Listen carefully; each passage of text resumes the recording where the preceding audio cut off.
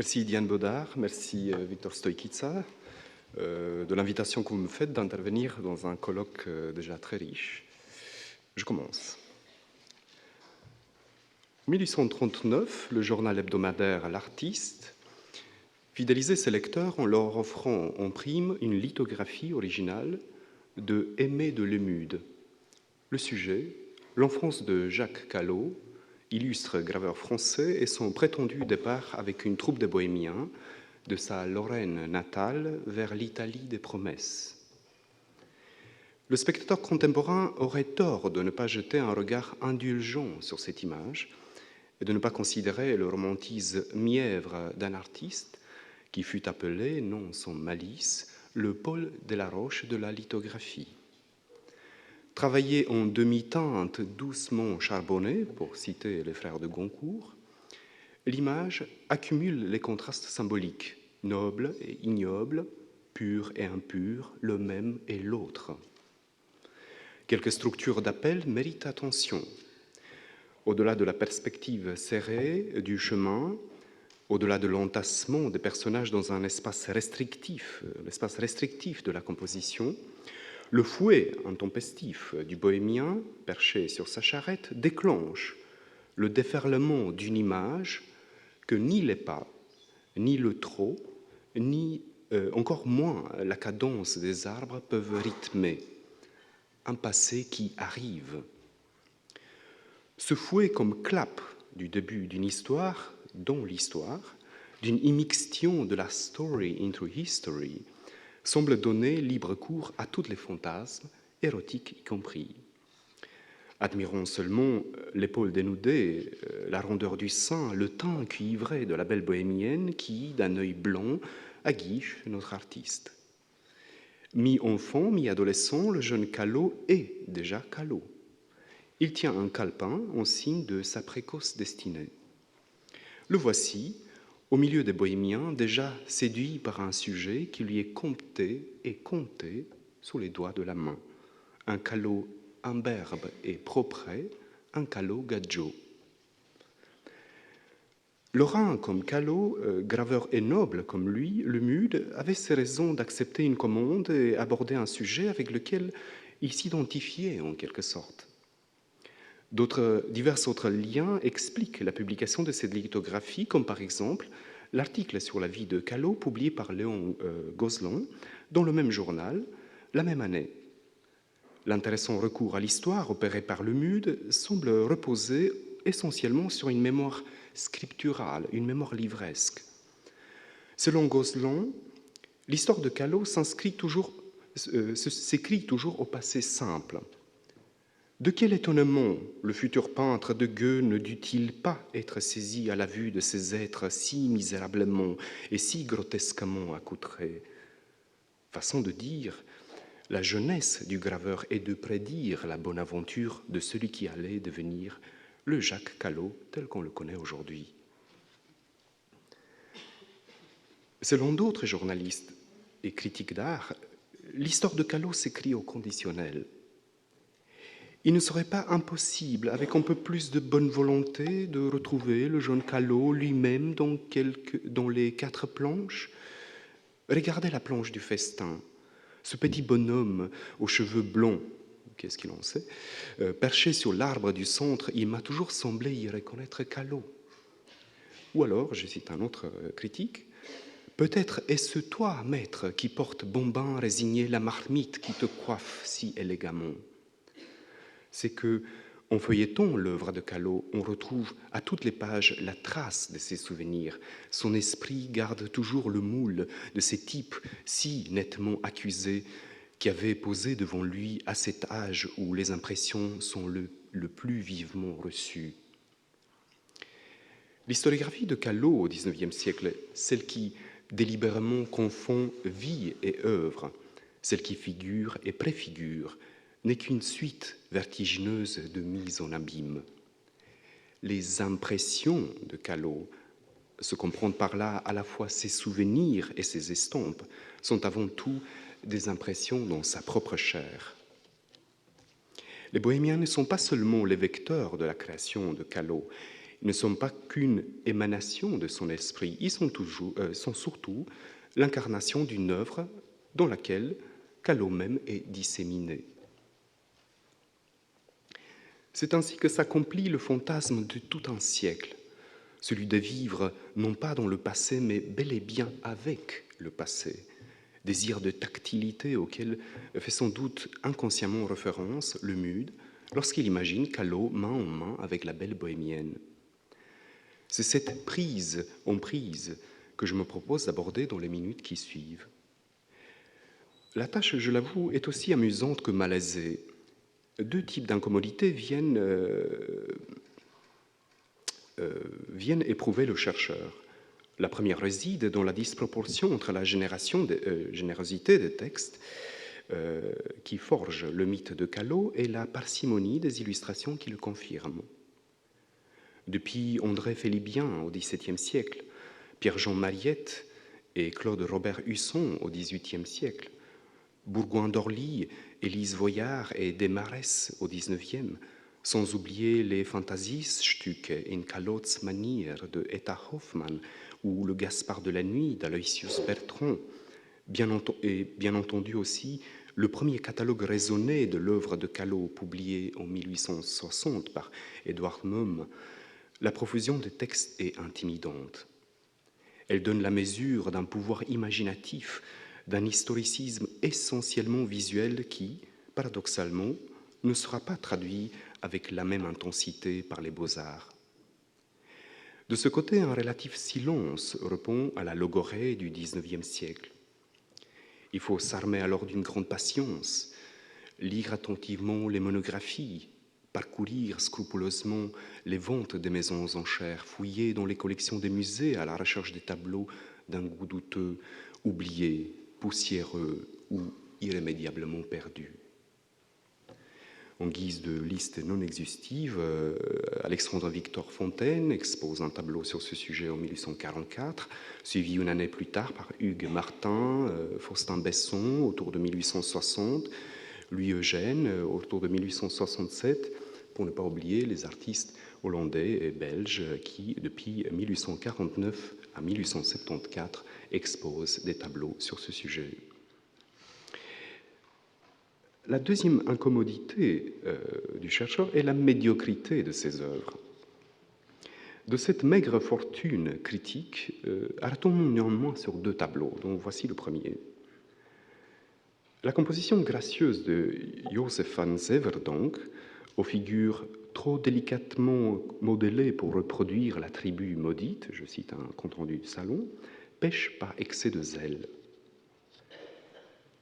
Comment expliquer ici la gracilité des figures et la candeur des visages, alors que les tziganes sont là pour citer Théophile Gautier, bien autrement hâves, dépenaillés et farouches à voir avec leurs yeux d'oiseaux de proie, leurs profils busqués et leurs sourcils charbonnés et leurs teintes de cuir de Cordoue.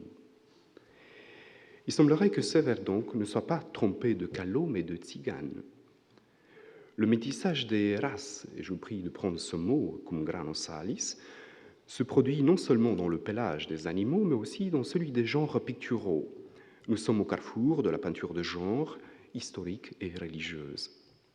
Cette halte de bohémiens a tous les ingrédients d'une fuite en Égypte, d'une sainte famille dans laquelle une deuxième bohémienne joue le rôle improbable d'une sainte Anne ou sainte Élisabeth, tandis que Callot endosse le rôle d'un saint Luc précoce.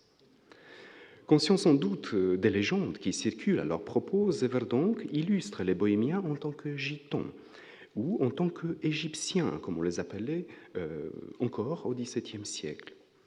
Adoucis par le soleil, innocentés par la maternité, les tziganes le sont aussi par cette curiosité envers l'art. Dans un article pionnier dédié aux vies des artistes telles qu'elles étaient illustrées au XIXe siècle, Francis Haskell soulignait la grande attention que les critiques de l'époque accordaient aux enfances des artistes. In malo, l'enfance de Callot est ici le signe inquiétant d'une débilisation. L'artiste ne fait que reproduire ce qu'il voit. Grand topos, sous le pouvoir mimétique de l'art, ce qui explique sans doute la présence du singe qui fouille dans les œuvres du graveur. C'est un symbole animalier qui pourrait très bien se retourner contre l'éclectisme de Zeverdonck lui-même.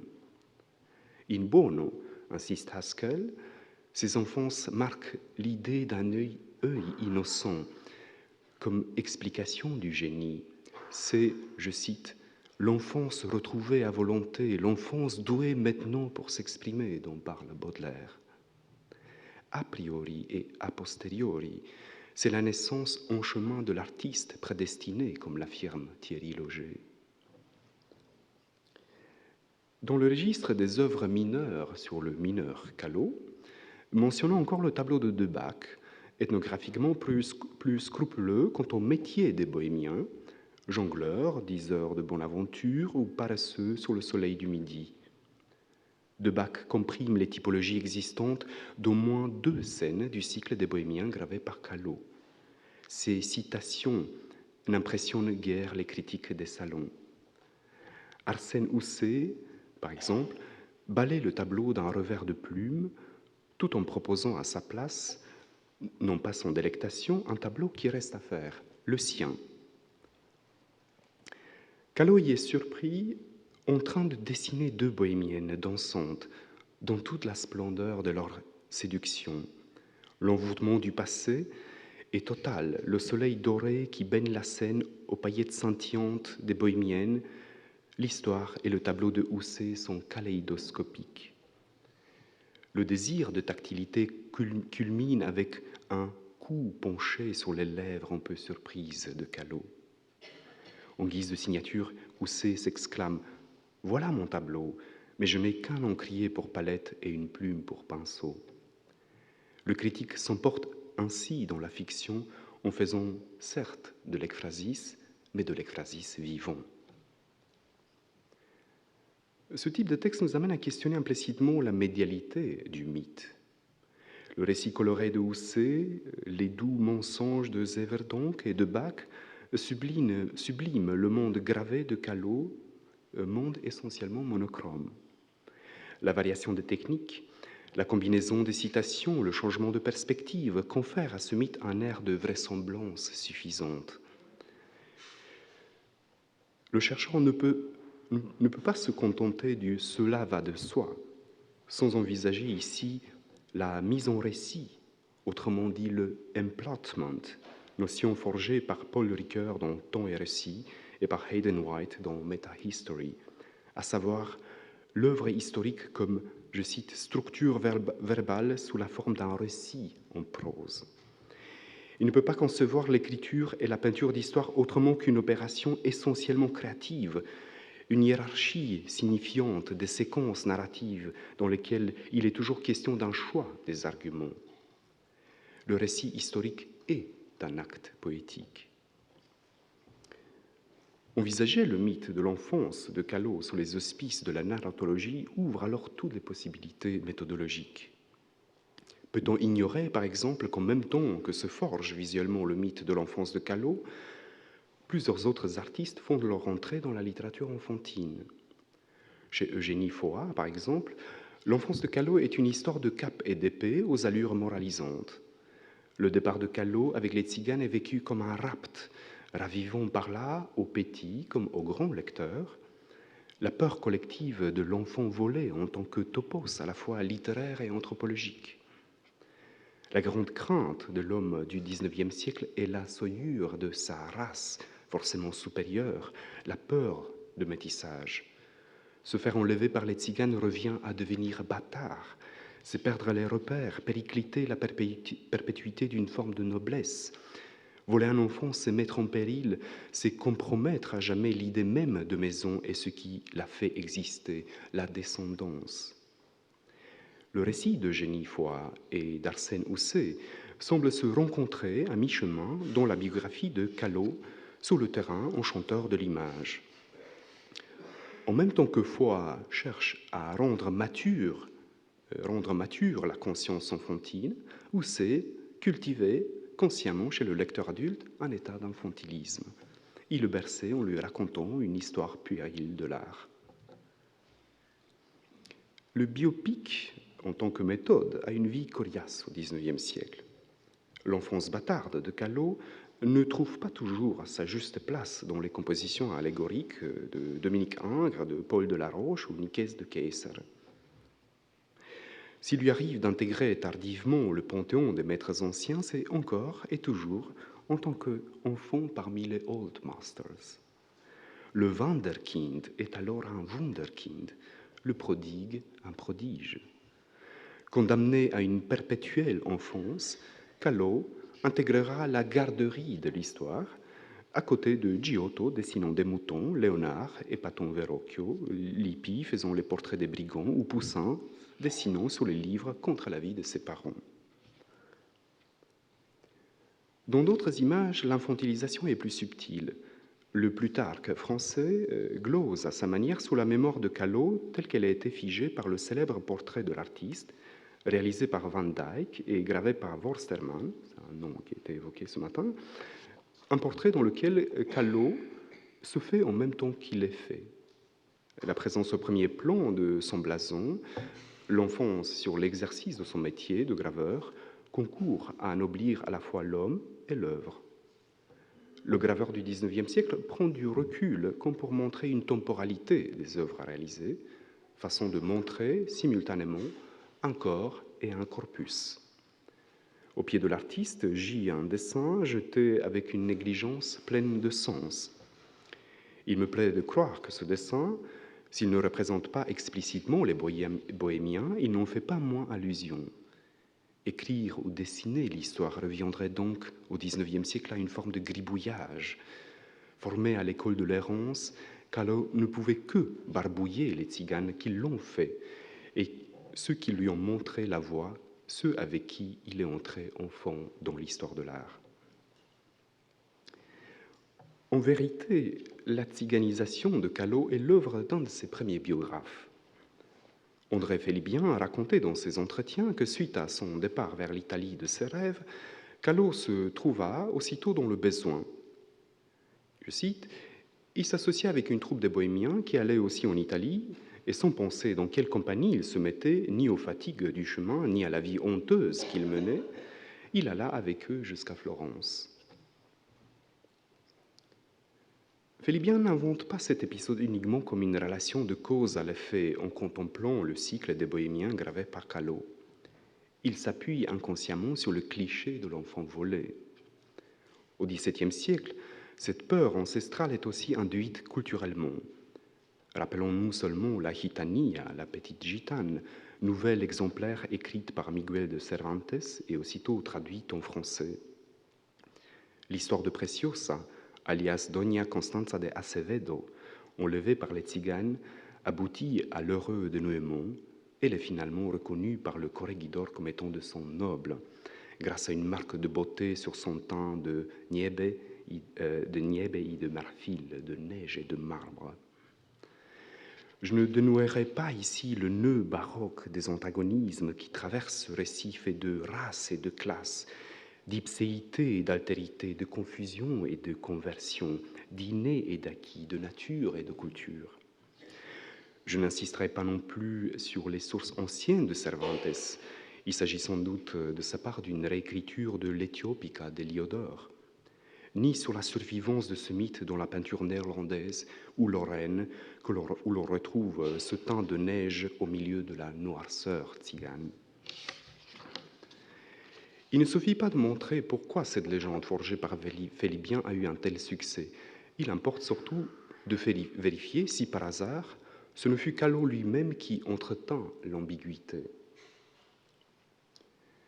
Les 4 gravures dont je parlais tout autour de cette présentation, les 4 gravures du cycle Les Bohémiens, réalisées par Jacques Callot à son retour à Nancy, à partir de 1621, sont des images à la fois actives et passives. Passives en ce qu'elles sont figées en tant que type iconographique. C'est pour la première fois que les tziganes ont un droit de citer dans l'histoire de l'art en tant que sujet per se. Active car le graveur accompagne de son burin la caravane des tziganes en une sorte de travelling. La présence physique du graveur est attestée par une voix off qui cadence les plaques. Elle semble réduire la distance entre le spectateur et la gravure à une affaire de nous et eux. Ce type de défilé renvoie stylistiquement au triomphe et au convoi de Landsknecht, tels qu'ils furent illustrés par les maîtres de la Renaissance allemande, Dürer, Burgkmair, Sebald, Beham, Erhard Schön. La veine belliqueuse des tziganes, leur mercénariat avéré et documenté pendant la guerre de 30 ans, sollicite bien entendu l'attention des chercheurs. Je souhaiterais pour ma part insister ici plutôt sur un autre problème, anodin en apparence, celui de la mise en ordre des bohémiens, avec tous les poids du latin ordo, rond, rangée, ligne, mais aussi classe sociale. Dans quel sens de lecture faut-il lire ces 4 plaques? S'agit-il d'une frise, d'une longue plaque coupée en 4? Édouard Maume et Jules Lieur, grands spécialistes de Callot, en doutent, tout en laissant penser que le graveur lui-même envisageait certains détails de sa composition comme points de suture, tels les ombres portées sur le sol qui se prolongent d'une plaque à l'autre. Parfois, le cycle est exposé dans toute sa longueur, avec les images séparées. L'ordre établi par Maume, que j'ai respecté moi-même, oblige le lecteur de catalogue à feuilleter les images une après l'autre. Dans d'autres catalogues, les reproductions se lisent en boustrophédon. Selon certains critiques, Daniel Ternois par exemple, chaque composition est parfaite et se suffit à elle-même. Peter Bell et Dirk Suckhoff n'ont pas manqué de souligner la lecture difficile et l'agencement problématique de ces 4 images. Or, si l'historiographie est une affaire de narratologie, il faudrait interroger également ces gravures en tant qu'images mouvantes dont il faut questionner la médialité. Sont-ils des feuilles détachées, manipulables, des œuvres reliées à feuilleter, des estampes épinglées, etc. On peut supposer que, malgré la voix off, ces 4 gravures ne connaissent ni début ni fin, encore moins un ordo établi, pour la simple raison, selon la conception des temps modernes, que le sujet même, à savoir les tziganes, ne tolère pas une entrée dans le rond. Le chronotope de la route tzigane est dilaté dans toutes sortes de détails insignifiants, mais signifiants. La volaille, objet de rapine tzigane, volette d'une plaque à l'autre, en brouillant le sens de lecture et en abolissant les frontières de l'image. L'imaginaire tzigane de Callot ne repose pas uniquement sur une expérience et une observation directe. Il se réclame aussi d'un discours allégorique sur l'identité tzigane au XVIIe siècle. Pour illustrer la figure de la commedia, Cesare Ripa, auteur attentivement lu par Callot, son propre exemplaire de l'iconologie, recourt précisément à una donna in abito di zingara, des couleurs variées, tenant dans sa main droite une trompette et dans sa main gauche un masque. Ripa ne le dit qu'à demi-mot. Les tziganes incarnent pour lui la bigarrure, le métissage. Ils sont pourvus de ce pouvoir mimétique propre aux duplicitaires. Citons encore le registre des simulacres, dans le registre des simulacres, certains proverbes attestés autour de 1612 par le vocabolario degli accademici della Crusca. Reale comme un zingaro, en français on dirait loyal comme un meunier, oxymore qui en dit long sur la dissimulation tzigane. Callot n'était pas sans connaître la Cingana, où il est question justement encore et toujours d'un enfant volé, enlevé par une tzigane. Cingana, pièce théâtrale de Giancarli, faisant partie des intermezzi qui rythmaient en mai 589 le mariage de Ferdinand de Médicis avec Christine de Lorraine. Donné en spectacle, les tziganes de Giancarli parlent avec une désaventure babélique tous les dialectes, bergamesque, padouan, etc., et toutes les langues, italien, grec, arabe, hébreu. Protéiforme, polyglotte, polychrome, polythéiste, il demeure insaisissable. Callot connaissait sans doute aussi la ferveur de ces zingaresques, puisqu'à son arrivée à Florence, il collabora avec Giulio Parigi, intendant des spectacles à la cour de Côme de Médicis. Or, le 24 février 1614, ce fut justement una festa da ballo en guise de Zingaresca qui fut représentée devant le duc et sa femme, Marie-Madeleine d'Autriche. Ces signifiantes coïncidences nous permettent de conclure sur une forme de spécularité. Tout comme les tziganes étonnent par leur éclectisme et leur dissimulation, l'homme toscan, mais pas seulement, se plaît et se complaît à contrefaire la tzigane. On en conviendra, nous sommes là dans une dimension méta-théâtrale, typiquement baroque, celle du monde comme représentation. Ce jeu mimétique à double sens cherche par tous les moyens, esthétiques, ludiques, littéraires, à abolir les frontières poreuses entre réalité et fiction, et je dirais entre story et history. La rhétorique baroque est celle de la dichotomie, fantaisie juvénile qui ravive dans les consciences collectives, je cite, la perplexité, le doute, le calembour, l'universelle bivalence. C'est la définition très belle que donne du baroque Alexandru Cioranescu. Parmi les greffes des 4 plaques de Callot, il n'y a pas que la volaille paniquée, il y a aussi plusieurs enfants. En Roumanie, on les appelle puradei. Je me suis amusé à les compter, 42 en tout. Il ne faut pas s'étonner qu'au bout du conte, pour citer le petit texte gravé sur la plaque, ce cycle se ferme sur une ouverture, la naissance d'un 43e enfant.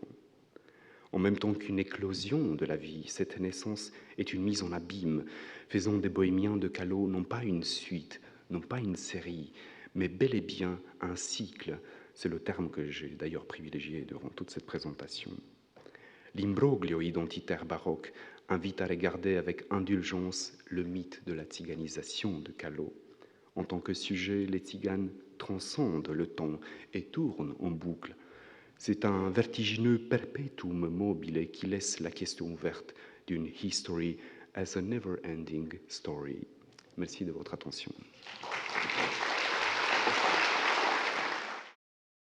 Merci Dominique Alain Olario pour cette très belle communication et nous avoir apporté sur la rencontre de l'enfant et de l'autre comme mythe fondateur de la biographie du graveur et de comment cette image de l'autre anime comme une image fondatrice sa propre œuvre.